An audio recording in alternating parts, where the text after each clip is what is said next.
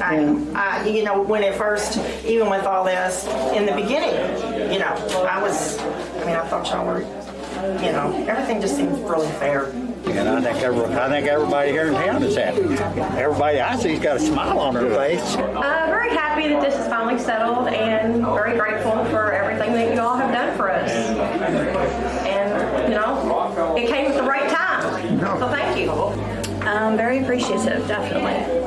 He did a great job. And to put up with everybody that concerns and everything everybody had, I think it's just wonderful. I think. Merry Christmas to you, Bob. Merry Christmas to you. I'm still around kicking. I know who I'll call, and I know who I want to be the guy out there for us, too.